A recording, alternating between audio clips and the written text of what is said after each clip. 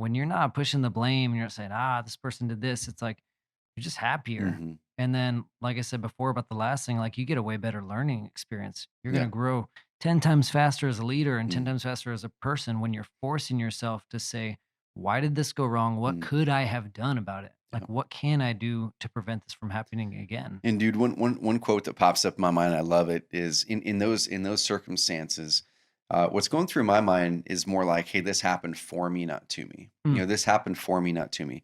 And then one day I just shifted and I'm like, you know what? Let me just do this. It'd be a great opportunity for me. And this happened for me. And I can like get my hands dirty again.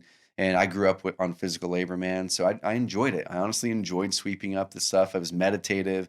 It happened for me that day. I had a chance to pull back and just be with myself and my thoughts. So, guys, when you find those opportunities, whether you're as a leader or if you're working for somebody and something happens the way that you don't want it to, pull back and go, this happened for me, not to me. I just need to find the lesson in it. I need to find the positivity in that thing that happened.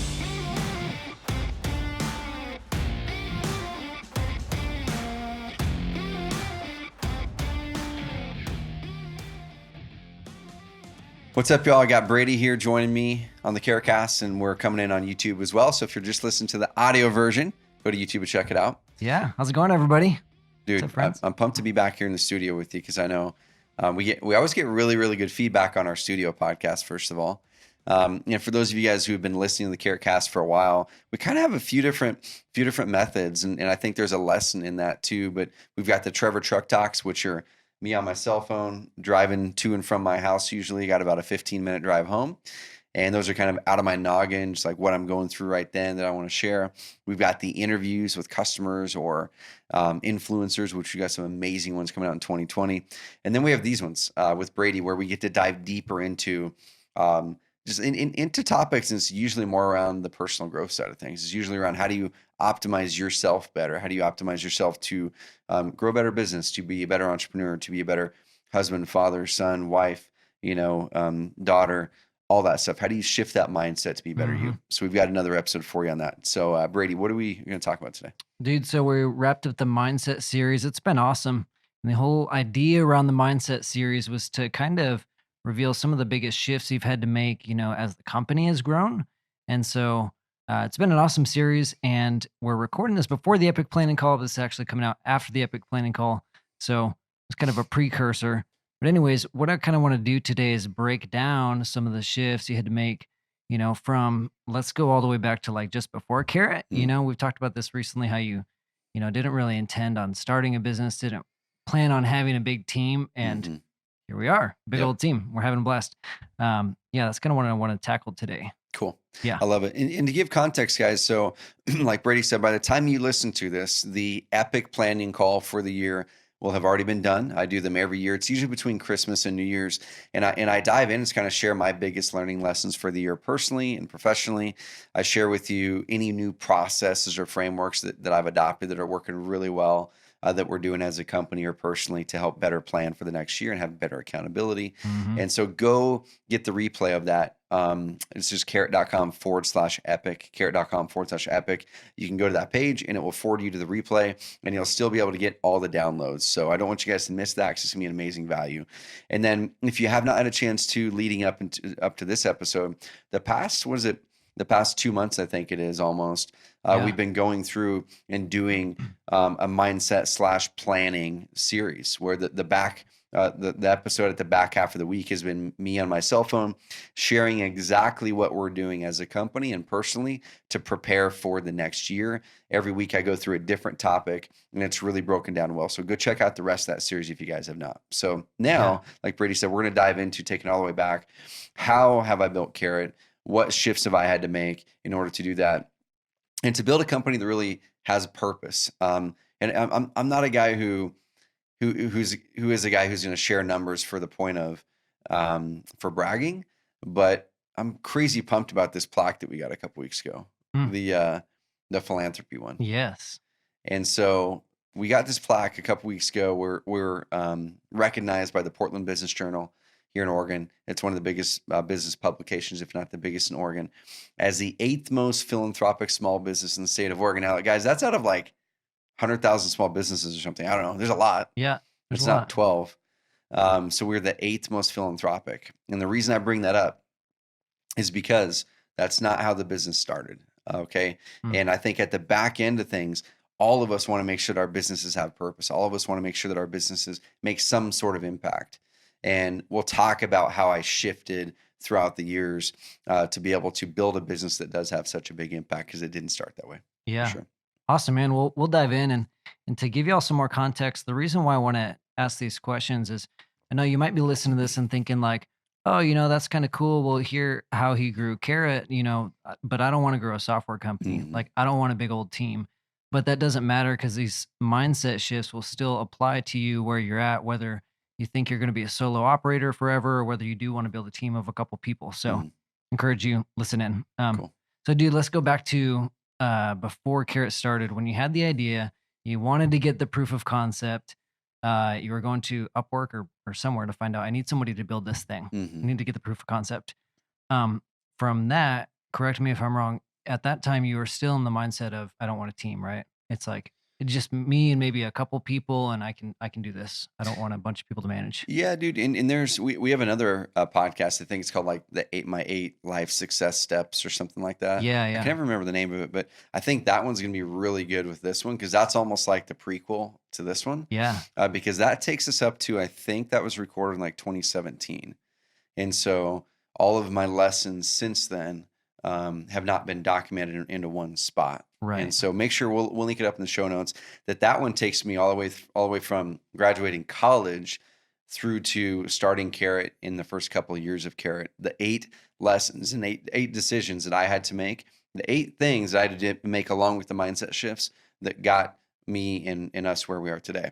So now we're Yeah. going to kind of fill in the gap. So yeah, I definitely didn't want a team, and I think part of it was just the programming, that I had ingrained into me from a couple different places. And I've talked about it here before. My dad's like the most positive person in the world, Yeah. and that's where I get a lot of mine. Except for when it comes around employees, Mm, he's like I can never find good people, and so I always grew up around that, just mhm. like the churn and burn of employees and the type of business that he has, and him kind of complaining all the time about the quality of employees. Uh-huh. And so I'm like, man, my dad had 14 employees, and that just seemed like so many people. And it was a little bit of stress on him at times, but he was always really positive about it. So I carried that forward. And then also I think part of it too, and a lot of wholesalers and real estate agents I think can relate to this. Part of it too is the world that I grew up in, where I got my education Mhm. after college. I dove in the online marketing world, where you'd see all these different kind of quote unquote gurus who are teaching you how to build a business from your kitchen table and your underwear, Right. and everyone's talking about outsourcing everything and have VAs, and they were actually looking at and putting down the notion of like launching a real business. It was Right. all about lifestyle business, about getting this income coming in, making it so you don't have to work, Right. and so that's what I started. And honestly, I found that for me, that was not the answer. For me, that was actually miserable. When they were marketing this amazing lifestyle of go do whatever you want to do, have no ties to anything.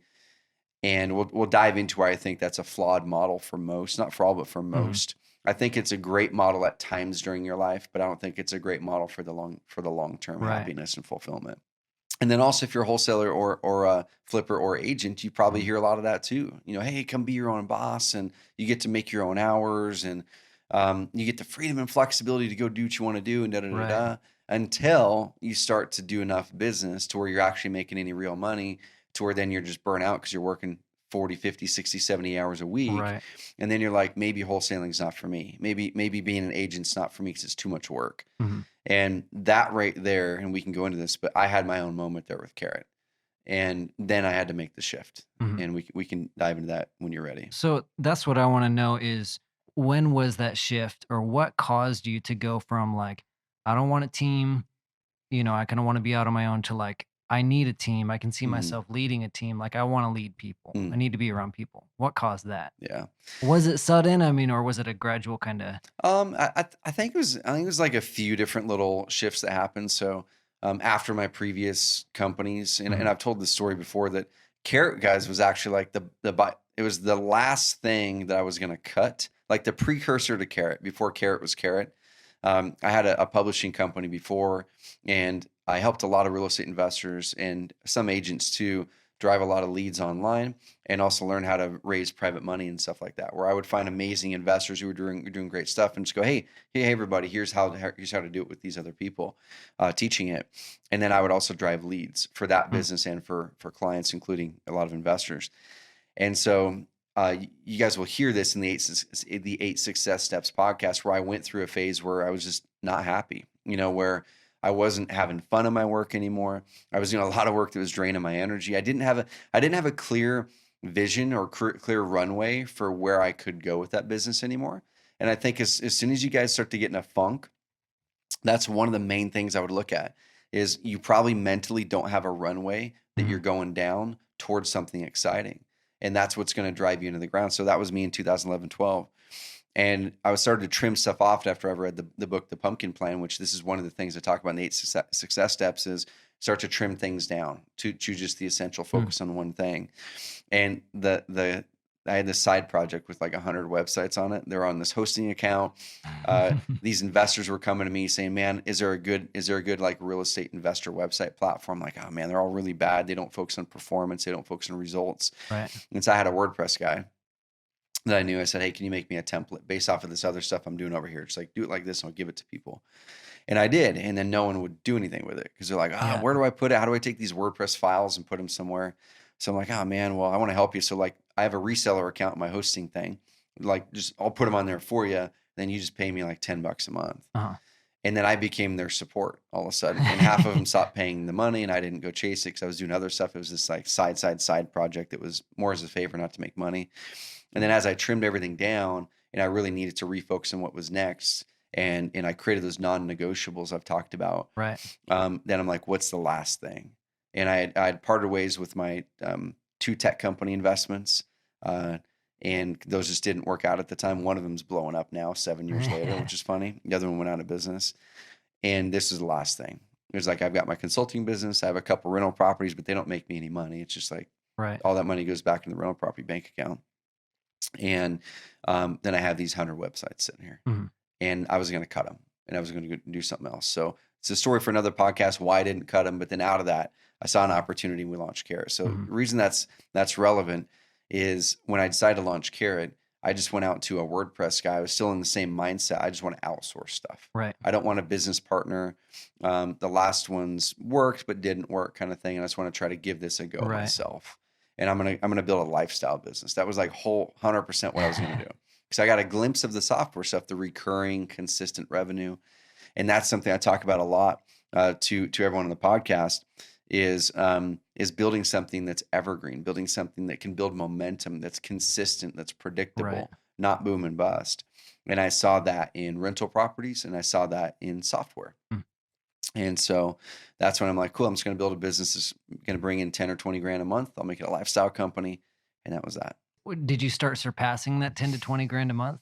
It took a little while. So, and I talk about this, I think, in that eight success steps. If not, it's another episode where, Uh-huh. for me, one of the things that I was struggling with for the previous 3 years was the question of purpose, right? The Mhm. question of passion.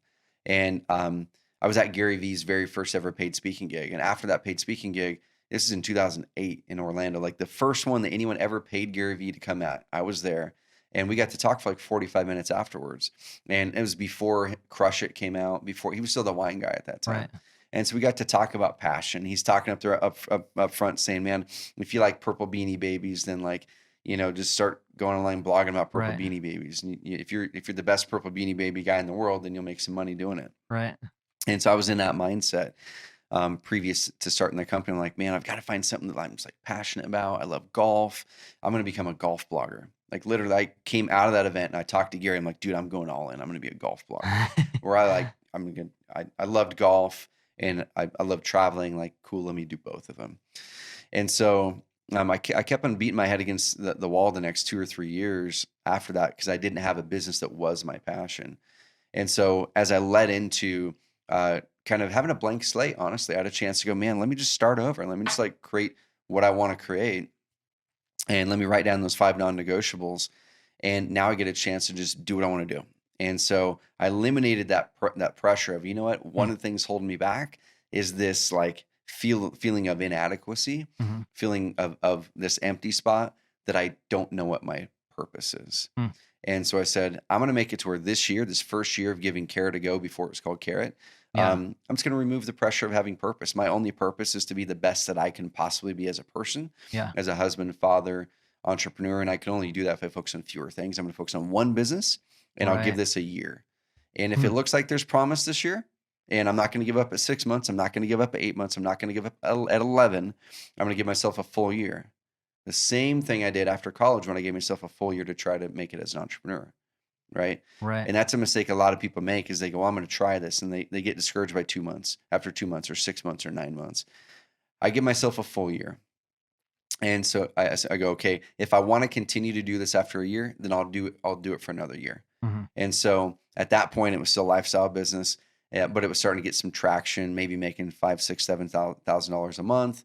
I didn't take any of that money. I paid it all towards people. Yeah. So developer to build it out more, someone to help with support. My younger brother was helping with Yeah. support. So I wasn't making any money the first 18 months. Year two comes around. I look at it again and go, cool. What do I want to do? I want to do this again. Mhm. Am I excited enough to do this again? Cool. Well, I still don't know what my purpose is. I still think it's going to be a lifestyle business, but I realized that if you bring in 10 grand a month and you're running a software company, or 10 grand a month as a wholesaling company or an agent, that you have a job. Like, you don't have enough money to really outsource enough to give yourself flexibility. Right. So then I'm like, okay, maybe I need to increase my goals a little bit Right. because I want a lifestyle business, but unless I'm going to be the full-time tech support person and have every decision have to run through me, Mhm. I need to make more money. And so then I'm like, well, year two, let's see if we can't get to like whatever it was. I don't remember. Let's see if we can get to 50 grand a month in year two or something like that. Mhm. It's probably pretty close. And at 50K a month, then I can like have some people that can do most of this work. Right. I can kind of coach and create processes, and then I can bring home like 10 or 15 grand a month. Right. And that was my aim. So in the first year, I wouldn't even call that the first year. It was dabbling. We really didn't have much product, much money. But the first real year, which is what we consider 2014, was what I just said was quote unquote year two. Mhm. It was really the second year in the business, but that's when it became Carrot. And we're like, okay, let's give this a go. That year, we ended up doing about 400 grand in revenue, enough money to take and get some people. Mhm. But at that point, I'm like, we're probably going to stop at 8 people because for some reason, to me, 8 just seemed like a lot. And Right. someone had told me one time that you can't have more than 7 or 8 reports, direct reports. Otherwise, Right. it'll fall apart. So I'm like, cool. I didn't know how to lead. I We'll didn't know just how to stop build at a 8. team. Let's stop at 8. Literally, that's what it Yeah. was. We'll stop at 8. So that was year two. Huh. Yeah. So that goes into the next question I wanted to ask really well is you planned on stopping at 8. Obviously, we didn't because I'm here. What was the biggest struggle going from like 5, 6, 7 people up hmm past 8, hmm when you're going from like, okay, this is a lifestyle business, but it's still ramping up. This hmm is becoming something bigger than I thought it was going to be. What was the struggle there as you realized like, okay, this is no longer like I can't just outsource everything. I need to build teams. hmm Dude, I'm. If you guys are watching the YouTube version, I got my computer pulled up because there's an amazing graph, and I'll see if Alex will let us post a shot of it. But it's called the billionaire code from my friend Alex Sharfin, and it so perfectly walks through exactly what you need to do if you want to keep growing your company. And I'll kind of reference that if you guys are watching the YouTube version. If you're not watching the YouTube version, go there and listen to it, or go there and watch it. So here's what happened, man. So we had that year 2014 where we did 400 something grand, and I didn't take any money in the business until start of 2015 is Mhm. what it was. So even during that year, I didn't take any money in my own. I put it all back into people and then saving up for reserves, right? So we were Mhm. still making a good profit, but I would take whatever it was, like 30% and put it over here in the bank for reserves in Right. case something happened or whatever. And so at that point, I think at the end of that year of 2014, my mission that year was, well, let's see if we can be the best at this. So I went Mm. from let me just be the best I can be as a husband, father, and entrepreneur, and focus on fewer things, to let's see if we can make Carrot the best at this niche, Right. best at generating leads online in the real estate investor niche. Okay. And so then that's where I'm like, cool, like it's exciting to me again, because now it's not just the upstart, it's the challenge of like, I just want to beat everybody. I'm really competitive. And I Right. think we can do it better than everyone else. I really believe that I've got the skill set and the team has the skill set to win at this. And by the time we got to the end of that year and we're looking at the next year, I said, okay, do I want to do this again? Like I always do a 1 year contract with myself Right. every year. So I look at that at the end of 2014. Okay, do I want to do this for one more year? And if I do, what's my mission then? And I feel like we're already getting close to being the best in the industry at it. Maybe not yet. It's not like categorical at that time that everyone would say that we're the best, Right. but a lot of people were, in that year at the end of the year. And so I said, okay, we're going to continue in 2015 to hit it and be the best in the world. Let's like cement it so everyone knows it in this industry and really add more value to our clients than anyone else is. But there's something missing. There's something missing. So 2015, I continued to do that. We hired a couple more people. I think it might have, by the end of 2015, we were probably like 6 people, maybe Hmm. something like that. It was like me, Jen, Chris, Alex, Jake, and I think Andre. And then maybe Brendan joined around that time too. So that might have been 6 or 7. Yeah. And Adrian was still just a customer at that time. He wasn't really working in the company at Right. that time. And so moved into 2016 now, and this is where the real transition happened, Brady. So those first 2 years were just me kind of piecing people together to delegate tasks to. Right. And I've got a new delegation matrix that I made. I presented at Carrot Camp and I presented at Russell Brunson's mastermind. Everyone's like asking questions about it and loved it. And we're going to do a training on my delegation process on how to pull yourself more out of your business and build a team the right way this month in January, as of the time that this will be put out. And it's going to be for advanced marketer members only. So it's a bonus training. Yeah, if you're an advanced marketer member, you will be getting it. If you're not, then you need to upgrade to be an advanced marketer member to get access to this. It's called the Entrepreneur's Freedom Formula. Mhm. We're going to walk through that delegation matrix. So in that first phase, man, you're just trying to delegate tasks. It's like, man, I've got these things that need done. I just need to pay someone to do it. I'm just kind of buying back some of that time. And how do I reduce that pressure and noise a little bit? But once I got to 7, 8 people, I was finding myself that I couldn't get my own work done, because Right. I was delegating so many tasks. And if you picture like a wheel, I was the hub of the wheel, and the people were like the actual tread on the wheel. And if you can picture like 7 or 8 dots around that wheel, and I'm the one in the middle, I would have something. I would delegate it to someone with some instructions, and then they would then bring it back to me for some sort of approval because there weren't processes there. Right. And that works great with 2 or 3 or 4 people you're delegating to. But if you have 8, then it's this continual bouncing back and forth to you to Right. where you're this massive block and bottleneck. So at that point, shifting into 2016 and looking at 2016 and going, man, what do I want to do? Hmm. Like, I know I said I wanted to do this as a lifestyle business. What I'm currently doing is not that.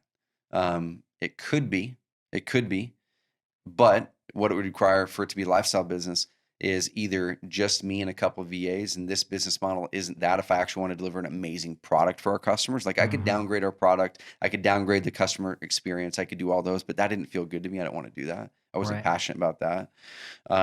But I said, well, I don't want to do that. I want to grow a business that's like matters, that's awesome, that everyone just loves to work with, and I Mhm. can't do it by minimizing my team. But how do I do it to where it's not all on me? And that next year became okay. I had a heart to heart with myself as I'm mapping out, do I want to do this again for 2016? I go, man, I do, but I don't know how to do it because I'm currently locked up in so much task work. And so at that point, I said, man, you know what? I need help.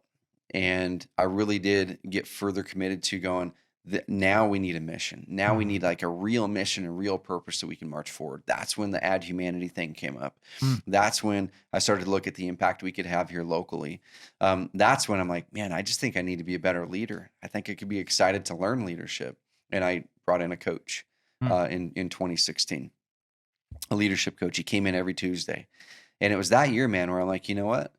We're going to grow this thing and we're going to be like 20 employees. And now we're 30, and we're going to add another 10 to 15 next year. Hmm. And the funny thing is now, I could picture this company, like for sure, we're going to be 50 someday. I could picture this company being 75 or 100. Not the way that I currently am. I've got to grow a lot to make that happen. The leadership team has to change to make that happen.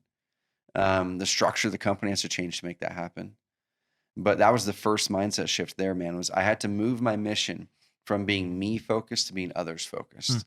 And when I was able to do that in 2015 to 2016, then I had a bigger reason to challenge myself to want to grow a team. Right. And also the last thing I'll finish with this is I was doing the math and I'm going, man, the way it currently is doesn't work. Like I'm Yeah. not bringing home as much money as I thought I would if we're bringing in 50 grand a month.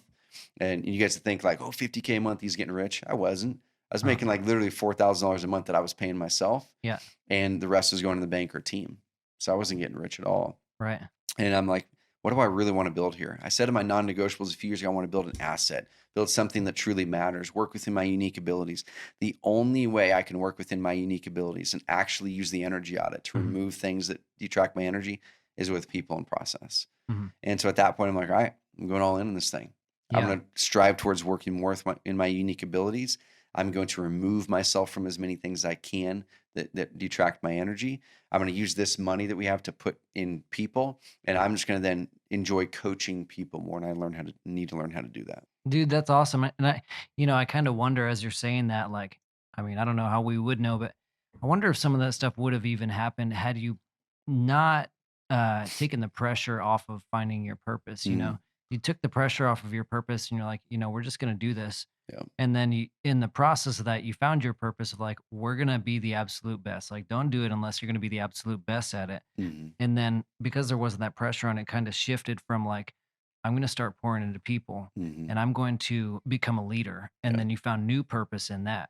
I think it's super important to not get so hung up on this like objective or this goal or this mission, but like, what am I doing right now? Who am I Hmm. impacting? Yeah. And do it That's in super 1 year cool. increments. Like that works for me. Right. Because people try to go, man, well, I don't want to start this thing or like lock it because it's gonna be years and years. Well, Hmm. maybe it is, but just sign up for a 1 year. Right. Sign up for a 1 year. And if at the end of the year it's not what you want it to be, either change it for the next year, sell it, stop it, whatever it is. Right. So one of the things I'm going to kind of shift here, but one of the things I want to ask you, so Carrot, we do a lot of the things, your style and your leadership kind of trickles down. We've done a lot of things with this sort of like just launch it approach, like Yeah. just throw it out there, like just build it, we'll throw it out there. Hmm. Um, I'm curious, were you ever a perfectionist at one point? Was there ever a point where you were like really engineering, overcomplicating things, or has it always been that way? Dude, it's kind of funny because that is the way that I am. Like I'm a guy who will labor over buying a plane ticket to try to save 14 bucks, and it will literally take me 3 hours. Right. And yeah, it's just like I over research things on the Colby score. I'm a pretty high fact finder, which means I like to research stuff a lot. Yep. And I'm a high quick start, low follow through. But I definitely have been a person. I have this like perfectionism kind of complex there. But Yeah. what I had to get over, Brady, was this: is I remember back in 2010 in my previous company, we were having McKinley, in August, and we were supposed to be launching this product, and it would have been the first, or it was the first video sales letter in the industry, in the real estate investing education industry. And I knew, it's like, man, we've got these other things that are working well, they're adding value, but we've got to get this thing out Hmm. before I have a kid, because I don't know what my schedule is going to look like after that. Yeah. And I knew that if we didn't get it out in July, then it's probably not going to happen in August because we're having our first kid. And then I don't know what September is going to look like. And then all of a sudden you're in that back part of the year. And then I failed on my commitment to my business partner Hmm. because I was the guy who did all that. And I literally took 6 months to build the thing. And then once I was under the gun, then it took me 4 days to do it and push it out the door. And that thing ended up making $700,000 or $800,000 over the next 2 years from this one little funnel that took me Mhm. 4 days to build, but 6 months to deliberate on and try to make too perfect until I kicked it out of the door. Yeah. And so I started to adopt more of that mindset of, man, it's like done is better than perfect. I Right. still have a hunk of that in me. And I'd much rather get something rolled out and then we go, oh shoot, that didn't work, and roll it back in, than just labor over stuff all the time. Mhm. And especially as I started to build a team, I would be like kind of nitpicking a lot, like, oh well, that's not the way I would do it. I wouldn't say that, but that's what I'm thinking. It's Right. like, well, let's tweak this and tweak this and tweak this and tweak this and tweak this. Then eventually it just completely blocked the team Hmm. because they're like, well, I guess I probably shouldn't even spend any time doing this because Trevor's just gonna like tweak 50% of it anyway. Right. And I don't remember when I started to shift more towards where I am now. But um, along the way, I just started saying, awesome, looks great. Like, just roll with it. And Yeah. that kind of bit us a little bit too, because then Right. people were rolling out stuff that I'm like, I would kind of cringe when it got rolled out. I'm Right. like, oh, that's not us. And now we're almost kind of coming back the other way a little bit, Right. which we have to. There's a balance. Yeah. Yep. which is more coaching. That's the 10-80-10 process we talk Right. about. Before I was like, hey, cool. Like, yeah, we talked, we got kind of aligned, awesome, roll it out. And then looking like, oh man, that was not it. Right. And that wasn't good for us, for the employees, for the customers. Mhm. And now it's like, cool, let's talk and align around the outcome, that first 10% right now. You go do the middle 80 and then bring me back in that last 10% on those things where I'm the expert. I love that. I love it, and the reason I wanted to bring that up is just for insight. I'm the type of person that will usually overcomplicate it and over-engineer it and plan, and take 6 months to build the thing, Hmm. like you said. But I think that's awesome that, to kind of make that switch of like, we just need to get it out there and see what happens. And I don't know. I mean, you got to find a good balance, but you get a Hmm. better learning experience that way too. Yeah. Because you can spend all that time, quote unquote, perfecting something. You don't know Hmm. if it's going to be perfect until you get feedback on it. And that's as long as there is the learning experience at the back end. Because Right. what You're what was happening for a right. while, and sometimes still now, we'll roll it out, and then we just move on to the next thing, and we Right. don't like do a postmortem and look at it and go, hey, what did we learn, and then do Right. coaching. That's where I definitely have gone wrong over the years. Is we'll roll it out without any coaching on the back end. So then the next time they do it, they do that again Yeah. and again. Then it just becomes the way that we do it inadvertently. Then we look back and go, oh man, why are we sending emails this way, guys? Oh, it's the way we've always done it. Well, not always. Like somewhere along the way, I didn't do quality control. Uh-huh. So therefore, they believe then that this is our quality. And now I'm coming back in going, oh, that wasn't it at all. And Mm. now redoing it. And now Brendan and those guys are running our emails a lot better than, let's say, they were a year or two ago. Because we Yeah. set standards. We said, this is what we want things to look like. This is what we do. Here's our voice. And we're getting Mm. better at it, but we still have ways to go. Hmm. That's awesome. So we're kind of running short in time, but I got a couple more things I want to hit real quick. Hmm. One of them, one of the biggest things I've learned through you and just from working at Carrot has been the idea of, and I know this isn't your original idea, but extreme ownership, Mm. like owning things. I remember we were having a conversation a while back, and I was getting kind of frustrated. I was like, man, why aren't things going this way? Like, why can't I get this done? I don't even remember what the heck it was about. It probably wasn't that Hmm. big of a deal. But it was like, how can I get leverage? Like, how can I get leverage for my ideas? How can I get people's buy-in? And you're saying, like, you have to own it. You can't just throw things out there and expect that it's going to stick Mm. or expect that it's going to go a certain way. Like, you have to, you have to get people's buy-in for your ideas, and Hmm. you have to own the entire process and not Hmm. just throw stuff out there. So, um, was there ever a specific shift for you where it was like, okay, when you're growing as a leader, like I need to stop blaming, for instance, the email thing. It's like, Hmm. okay, you guys, this email isn't the way I would have done it. Yeah. Was there ever a spot where you're like, I can't blame anyone on my team anymore. This all comes back to me. Yeah. Yeah, I mean, I do that. It's a good question. I don't know if there was like a moment or something like that, but I think I've always been a guy who has just had extreme ownership, Mhm, um, just inherently, where like I'll walk into the office and I'll see something's dirty or whatever, and like I'm just gonna take it out and sweep it up. Or mhm. here's a really good example. It's one of those dumb things too, where remember out in the trash can back there like Oh a month yeah, ago. yeah, Yes, yeah, the shred. someone dumped like shredded paper in our trash can, and then it got spread all over our whole thing, our whole sidewalk, and it was out there for weeks. It felt like at least two. If you're listening to this and you're in the loft, we still love you. Yeah, exactly. Whoever it was. So no more shredded paper without it being sealed up in the garbage can. No, and it wasn't us. I don't even think we own a shredder here at Carrot. Yeah. So anyway, so it was not my paper. I'll start with that, right? But it is the sidewalk that is next to our building that reflects who we are, and it's our town, right? It's our Mhm, town. And so I'd walk from the parking lot to the office, and I'd walk over this shredded paper that had been rained on since then, all over the sidewalk. And it was like a lot, guys.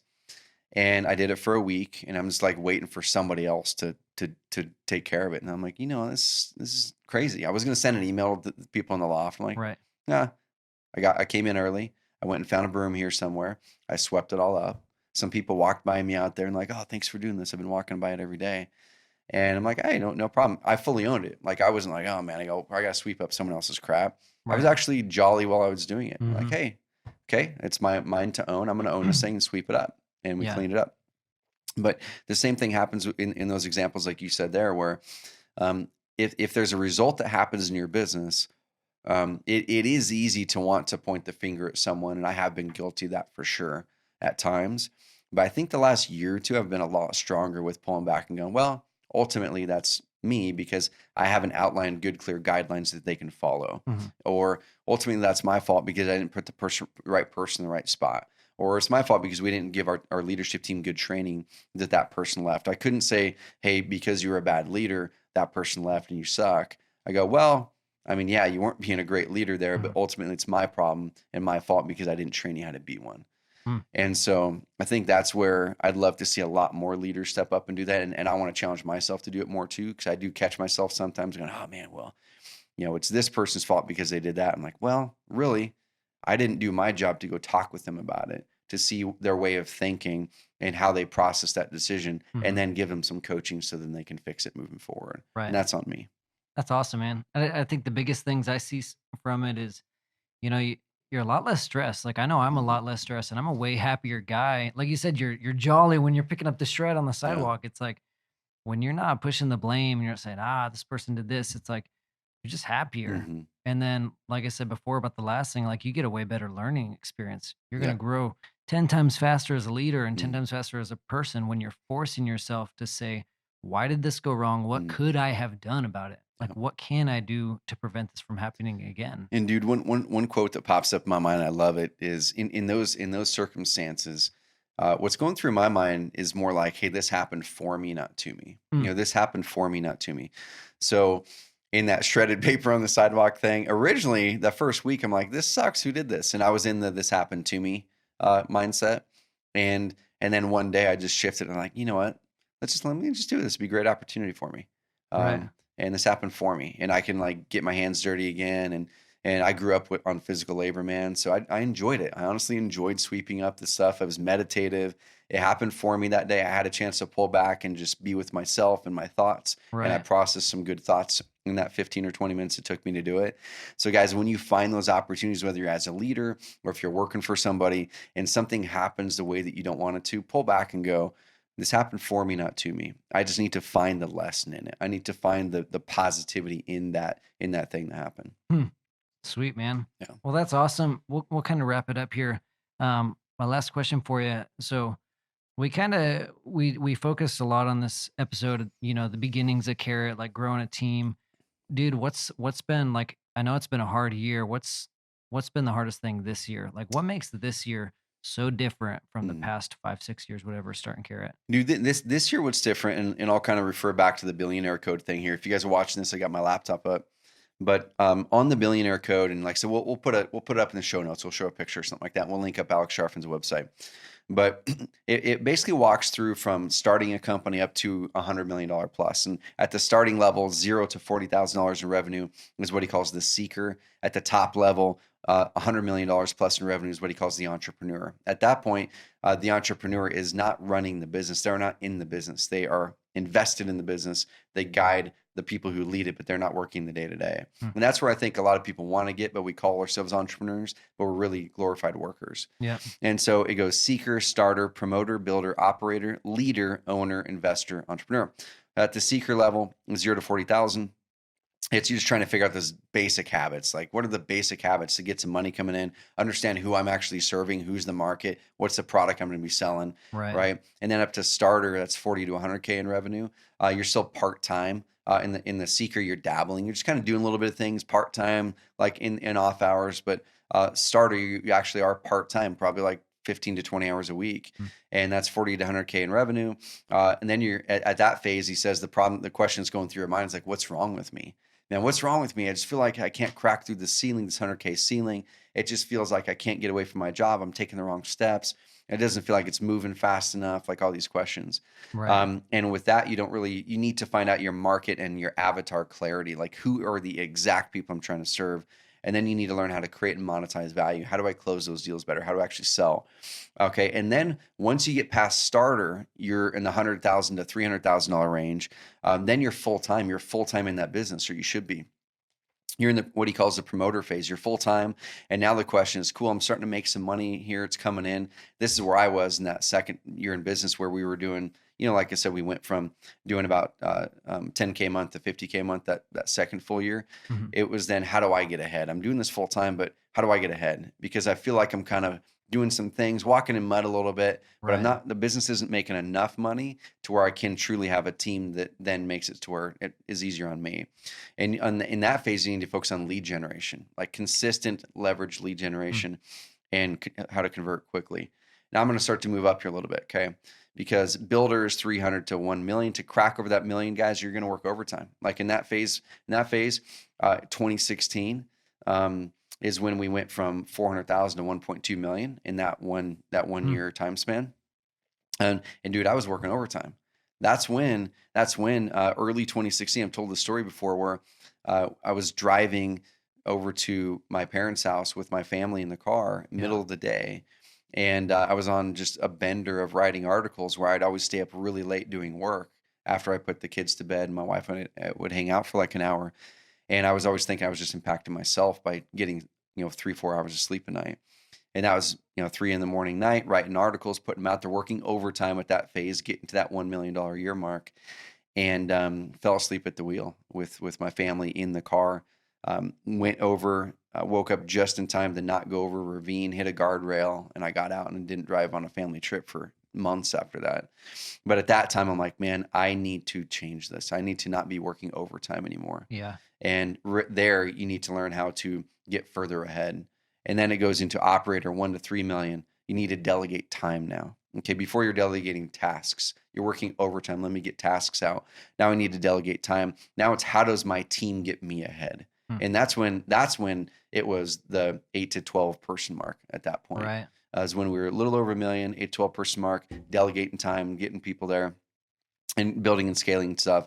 But then to get to 3 to 10, which is we're in that bucket right now, almost 10 million a year in revenue, it's completely different. It's delegating success. And that's where we are. That was the part. And that's why I brought this up. That's where we are now. And that's why it was hard this year, Mm. is because I knew how to delegate tasks all day long. Like I can do that. What I did not know, and I'm still not fully mastering yet, I've had some unlocks last month or so. And I think this next year will be the big one. But is I didn't truly know how to delegate the success in the different parts of the business. Okay, marketing team, I need you guys to pull this many new customers in and blah. I didn't know how to do that this year. And Mm. I still wouldn't say I've mastered it because I would then find myself going in and like reworking stuff, going, well, this is how you do it. Like this is what needs to be done. Mm. And so I wasn't coaching well. I still have some lessons to learn there.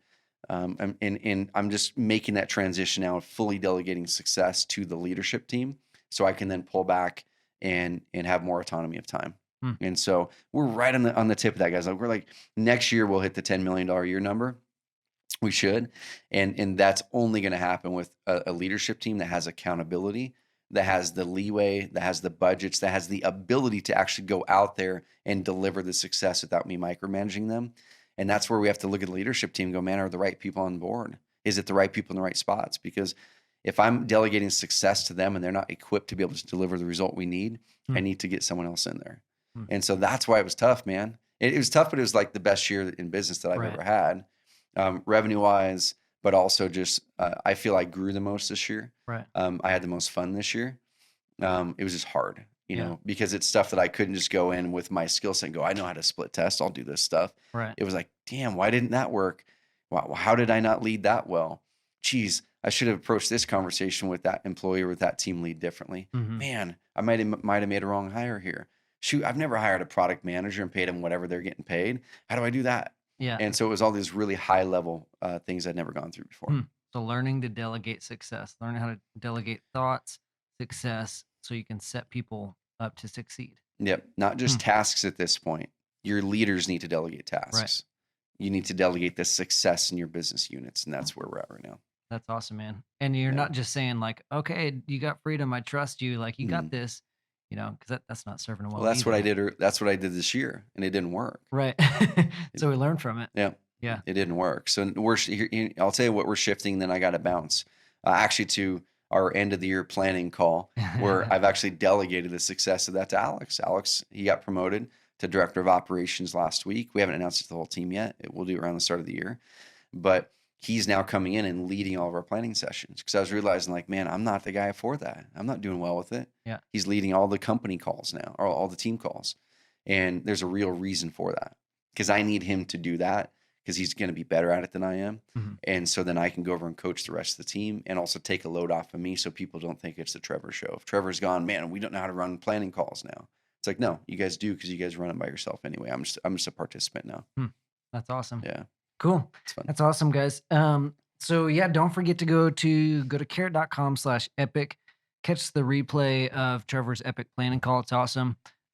Dude, you broke down. I'm speaking in a funny tense here because it will have already happened. Anyways, you broke down all of your frameworks, some of the biggest things you've learned this last year and what's changed with things like the energy audit and Mm. yeah, quarterly planning, annual planning. Like if you feel like you don't know what to do with your business, like you're just going all over the place, you don't have a strategy, you don't have like a clear vision, go to the epic planning call, get your ducks in a row. It's Mm. awesome. Dude, Yeah. guys, appreciate you guys. Go back and listen to the 8 Success Steps podcast. It's going to go really well with this because you're coming in this podcast into me as I started to work towards building kind of like my dream business, right? Yeah. But what if you're before that? What if you're kind of trying to get out of your day job and you're trying to figure out how to actually even just become productive in life? Right. That's what the other one is for. Yeah. Yep. Awesome. Alrighty, guys. Have a good one. Carrot.com/epic. We'll see you later. Awesome. Thanks, guys.